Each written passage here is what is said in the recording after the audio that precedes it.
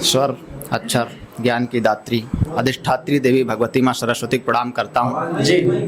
आप सबकी गरिमामय उपस्थिति को प्रणाम करता हूँ। चार पंक्तियों से जुड़ता हूँ। पहली चार पंक्तियां अपने आराध्य से शुरू करता हूँ जी। हमारे आराध्य आपके आराध्य हो तो प्रथम पंक्ति से अंतिम पंक्ति तक समर्थन मांगता हूँ कि कुटिया मेरी महल मेरे घर मेरे पापा। वाह। कुटिया मेरी महल मेरे घर मेरे पापा, शब्द भी अक्षर भी और स्वर मेरे पापा। बाहर किसी मंदिर में क्यों आराधना करें, मेरा तो घर मंदिर है और ईश्वर मेरे पापा। मेरा तो घर मंदिर है और ईश्वर मेरे पापा। मेरा तो घर मंदिर है और ईश्वर मेरे पापा। और चार पंक्तियों से आपसे जुड़ता हूँ जी। समय की अपनी सीमाएं हैं, ज्यादा समय ना लेते हुए सीधे भूमिका पे आता हूँ। भगवान आशुतोष को प्रणाम करते हुए वहीं से आगे आपसे जुड़ता हूं कि शांति व सरल सौम्य सलिल सदैव बहे। क्या मांगता हूं भगवान आशुतोष से कि शांति व सरल सौम्य सलिल सदैव बहे, सेवा सत्कार सत्य का वो ज्ञान दीजिए। वाह। कि शांति व सरल सौम्य सलिल सदैव बहे, सेवा सत्कार सत्य का वो ज्ञान दीजिए। और गले का गरल गले गले वे गुमान सारा, गर्व गेह भारत का गीत गान दीजिए। तो माता सती पार्वती के तुम पति शंभुनाथ, दुष्ट दानवों का छुड़ाभिमान दीजिए। और सारा विश्व चरणों में झुके मेरे भारत के, आशुतोष ऐसा मुझे वरदान दिया। आशुतोष ऐसा मुझे वरदान दीजिए।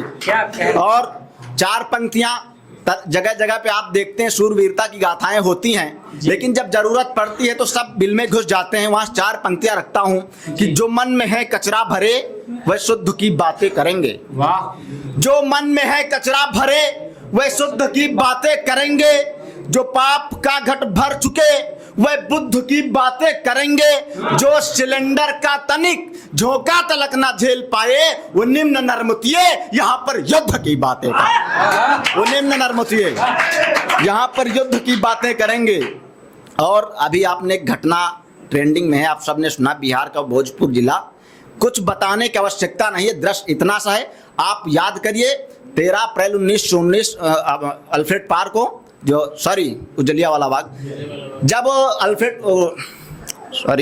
इलाहाबाद में अल्फ्रेड पार्क में चंद्रशेखर आजाद को जब अंग्रेजों ने घेर लिया चारों तरफ से, जो दृश्य था, एक तरफ आप वो दृश्य रखिए, एक तरफ आप ये दृश्य रखिए, इधर अकेला भरत तिवारी, चारों तरफ फौज लगी हुई है। उसके बाद एक निहत्थे पर वार कर दिया जाता है। चार पंक्तियां रखता हूं, उसके बाद बताया जाता है। एक कवि है, मैं नाम नहीं लूंगा, आप सब इशारे समझना। वो कहते हैं कि थानेदार क्या उनकी आरती उतारेगा, मैं बताता हूं वो क्या था। कि भगत सिंह सा जज्बा व फौलाद दिखाई देता था। क्या था वो?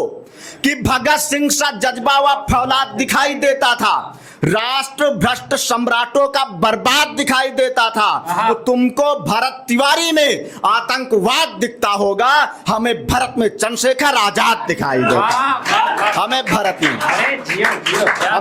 में चंद्रशेखर आजाद दिखाई देता था। और चार पंक्तियां कवि वास्तव में होते क्या है मुझे नहीं पता, उन्होंने क्या लिखा, क्या सोच के क्या कहा। मेरी दृष्टि में क्या है कवि, कि कवि अर्पण है, कवि दर्पण है, कवि समाज को सदा समर्पण है। क्या है कवि? कवि अर्पण है, कवि दर्पण है, कवि समाज को सदा समर्पण है। कवि गाथा है बलिदानों की, कवि भगत सिंह दीवानों की, कवि आदि अनादि अनंत बने, कवि पतझड़ और बसंत बने। कवि से दिनकर की आशा है फिर भी चंदा हो जाते हैं, गर पड़े जरूरत तो कवि फांसी का फंदा हो जाते हैं। राजनीति के पन्नों में कवि से दिनकर की आशा है, कवि मरते नहीं अमर होते, बस ये कवि की परिभाषा। कवि मरते नहीं, कवि मरते नहीं अमर होते, बस ये कवि की परिभाषा है। और अभी प्रमोद चला गया, चार पंक्तियां बताता हूं जी। कि जिसे तुम चिप समझते थे एसएसडी कर चुकी है वो। जिसे तुम चिप समझते थे एसएसडी कर चुकी है वो। तुम्हारे से कई लड़कों की एफडी कर चुकी है वो। और लुटाकर जान तुम जिस पर बड़ी भोली समझते हो, मोहब्बत पाठशाला से पीएचडी कर चुकी है। मोहब्बत पाठशाला से पीएचडी कर चुकी है वो। और समय की अपनी सीमाएं हैं, एक छोटी सी कविता आप तक पहुंचाता हूं, उसके बाद अपना स्थान पुनीत भैया बैठे हैं, भैया आप तक पहुंचाता हूं। आपसे प्रेरित होकर मैंने आपको सुनाई भी थी, वहीं से जोड़ता हूं। क्या समय था उस औरंगजेब का शासनकाल याद करना, उससे पहले घटना याद करना, अकबर बाबर खिलजी खिलजी का शासन, वहीं से निकालता हूं कि समय था हिंदुत्व को जब भू में गाड़ा जा रहा था। क्या दृश्य रहा होगा वो, कि समय था हिंदुत्व को जब भू में गाड़ा जा रहा था, वह सनातन धर्मियों का ध्वज उखाड़ा जा रहा था, देश में रहने वालों को ही जलाया जा रहा था, जो इस्लाम ना माने देश में रहने वालों को ही भगाया जा रहा था, जो इस्लाम ना माने उन्हें जिंदा जलाया जा रहा था। तलवार ताकत ने किसी के धर्म को बदला दिया, तलवार पर चढ़कर किसी ने धर्म का बदला लिया। कुछ सनातन कट रहे थे धर्म के ही वास्ते और बढ़ते जा रहे निज कर्म के ही रास्ते। कुछ लाल थे माँ भारती के जो छाप लेकर छा रहे थे, और कुछ ऐसे भी थे जो घास रोटी खा रहे थे। कुछ फूल ऐसे भी हुए जो सूल को भी काटते थे, और कुछ मुगलों की तल की धूल को भी चाटते थे, और कुछ मुगलों की तल की धूल को भी चाटते थे। तो कुछ यहाँ ऐसे हुए जो चोटियां कटवा रहे थे, कुछ यहाँ ऐसे हुए जो चोटियां कटवा रहे थे, और कुछ ऐसे हुए जो बेटियां पटवा रहे थे। कुछ सनातन के लिए कुछ यहाँ ऐसे हुए, कुछ यहाँ ऐसे भी थे जो चोटियां कटवा रहे थे, और कुछ ऐसे हुए जो बेटियां पटवा रहे थे। कुछ सनातन के लिए सब कुछ सहन कर झेलते थे, और कुछ निर्लज्ज जो खुद की बहन से खेलते थे। माँ भाइयों के शीश को पैरों से ठेला जा रहा था, माँ बहन व बेटियों के साथ खेला जा रहा था, मंदिरों को तोड़कर मस्जिद बनाए जा रहे थे, गुरु गोविंद के बेटे दीवारों में चुनाए जा रहे थे। सनातन से इस्लाम बनने हेतु छांटा जा रहा था, जो इस्लाम सनातन से इस्लाम बनने हेतु छांटा जा रहा था, वह हमारे सामने गौओं को काटा जा रहा था। तो जो प्रश्न पूछती है पीढ़ी, मैं उनके उत्तर लिखता हूं, लेकिन कुछ नरमुतियों को तो मैं कट्टर दिखता हूं, लेकिन कुछ नरमुतियों की आंखों में कट्टर दिखता हूं। और यदि हम कट्टर हो जाए, क्या संभावनाएं हैं कि जिनके विचार हिमशैल भाल, रक्षक हैं जिनके महाकाल। क्या है हम कि जिनके विचार हिमशैल भाल, रक्षक है जिनके महाकाल। जो कान्हा से वो दंडी हैं, माता जिनकी रणचंडी है, रण छोड़ कभी ना भागे हैं, गांडीव समी पर टांगे हैं, फिर भी हम कुछ ना कहते हैं, इस राष्ट्र हेतु तो सब सहते हैं। यदि गदा भीम ने भींच लिया, प्रत्यंचा पार्थ ने खींच लिया, केशव ने फूंका 5 जन, तो तीर चलेंगे सन्न सन्न। जितने भी कोटल प्रश्न तेरे, सबके उत्तर हो जाएंगे, मात्र सनातन ध्वज होगा जब हम कट्टर हो जाएंगे। मात्र सनातन ध्वज होगा जब हम कट्टर हो जाएंगे।